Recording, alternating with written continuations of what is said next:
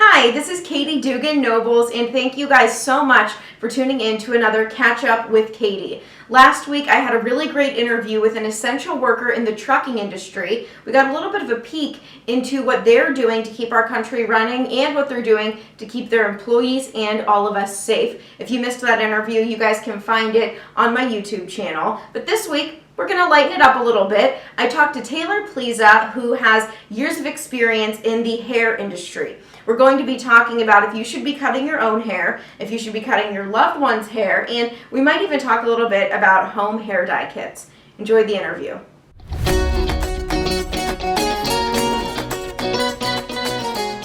Taylor, first, tell us about you. Just tell me a little bit about your hair career and all of that, and when you graduated, everything. Okay, so my name's Taylor. I graduated from Casell Aveda in 2012. I've been doing hair for 8 years. So the first thing I'm going to ask you about is something that my husband Billy has been experiencing, and I think a lot of guys right now, because I know you do a ton of guys' haircuts. Obviously, no professionals are cutting hair. So what should someone like Billy do where his hair is like growing out of control right now? Because he usually gets his hair cut, I think, every like 3 to 4 weeks. What's like a good tip for him? Because I don't think that we should be taking the buzzer or the clippers to his head and letting me do it. Well, the best thing would be just to wait for your professional, his barber or stylist, whoever he goes to. But if you have a little trimmer, it wouldn't harm just to try to go clean up his neck. 'Cause I know guys get real crazy about their neck hair touching their ears, especially because he keeps it clean his ears. And I mean, even if he gets out of the shower and just starts to kind of like brush down on the side so they're not so puffy. I don't know how his hair grows, but typically that's how most men's hair goes when they go so short. It just starts to stick out on the sides. Right, it kind of ends up looking a little crazy. Okay, so maybe just apply a little bit of that extra product to his hair. Yeah. A lot of people are, essential workers or doing something that's deemed to be essential where they have to still go into the office. So I know they want to look professional. So I guess that's a good way to do it where you're not like totally destroying your hair. For someone like me who's not leaving my house, I'm just kind of like, it's fine. Crazy. It's kind of like to try something new, right? Yeah, of course. Yeah. See, I think this is the time for, non-essential workers to practice their beauty routines and new skills to obtain and whatnot. But for someone like Billy who was still going to work, yeah, like if I were him, I would have you trim up his neck just so he, looks a little bit cleaner, more presentable. So let's talk about practicing those beauty routines, because right now most people are staying inside. Some things we can do so that once this quarantine is lifted or social distancing is lifted, our hair looks the best it's ever been. Because now's a great time to kind of spoil your hair. Yeah, this is definitely the perfect time. So it all depends on your hair. So some people get oily quicker than others. Some people have more of a dry scalp. So it really just depends.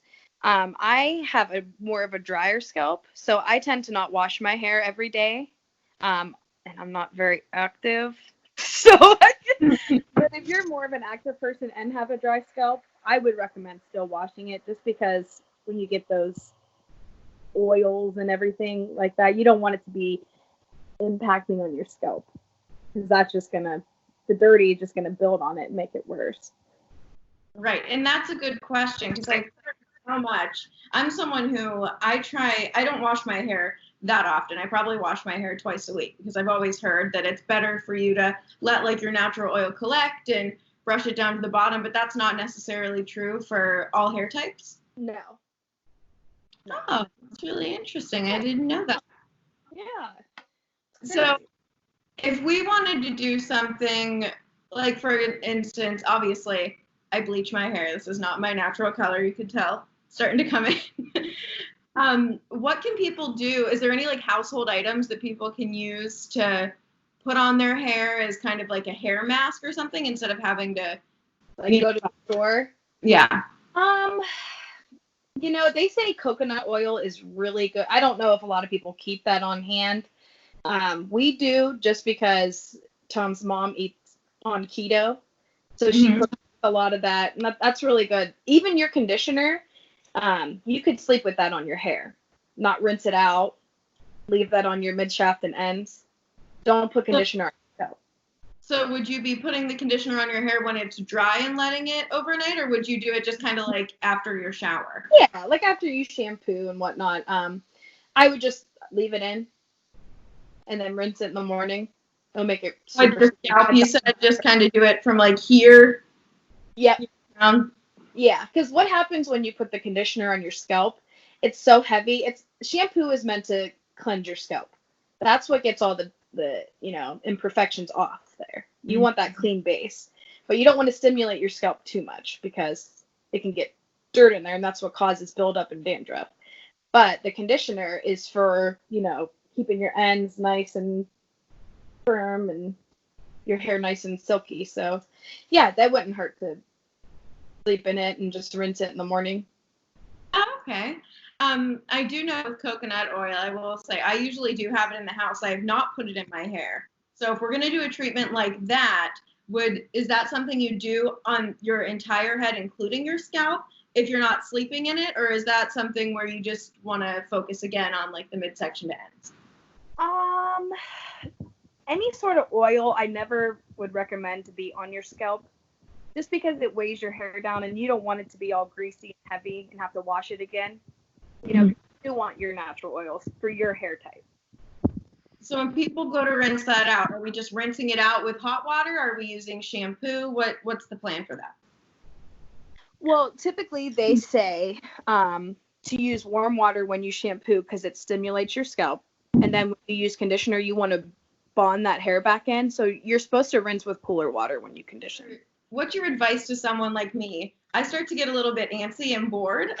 Like this is probably the longest my hair has been in terms of length and the longest it's been like the same color blonde in my entire life because I just always want change. And then being cooped up inside the house, starting to get a little restless. Do you have any advice for people that are, craving that change? Don't do it. Wait for your hairdresser. Don't wait. We'll be back in a few weeks. So just wait. It'll Okay. make your life so much easier, and it would make our life so much easier because we're trained to do things like that. Even if I've seen a lot of influencers making videos on how to do home haircuts and whatnot, I don't think that that's a good idea. Do you have any other tips or anything else you think that people need to know during this quarantine when it comes to hair, when it comes to beauty, anything like that? I think this is a time where we should appreciate everybody around us. I've had multiple text calls about home haircuts coming to your house. I don't think any hairdresser should or is doing that. We could lose our license right now. But as soon as we're up and going, we'll be ready for everybody, because we miss doing it. And at this time, like I've just been practicing different curls, different makeup techniques, like get myself going and this is what I think, if you're interested in the beauty scene, that's what you should be doing. Not trying to cut and cut. Just kind of play around with it now, have a little bit of fun, but don't do anything too far, is what you're saying. Right. Yeah, like, someone like you who likes to have a change with your style and whatnot, try to curl it a different way. Try to part it a different way, just to at least get yourself a different style. You don't have to just up and do a whole different cut or color. Right. About it. Sleep All on. right. Well, thanks so much, Taylor, for taking the time to talk to us today and give us hair tips. I will wait until I'm back in your salon chair to cut my bangs. Okay. Good. Good. Thank you. Thank you.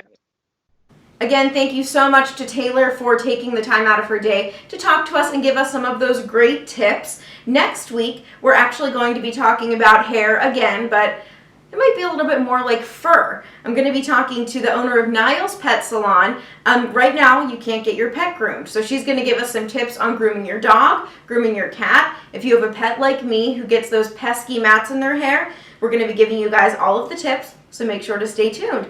Also, what I wanted to know is, do you guys want one video a week like I'm doing now, or would you like to see 2 videos? Let me know in the comments on any of my social media pages or right here in the comments of my YouTube channel. You guys can find me on YouTube at Katie Dugan/Nobles, or you can find me on my website, katiedugannobles.com. Thanks guys so much for watching.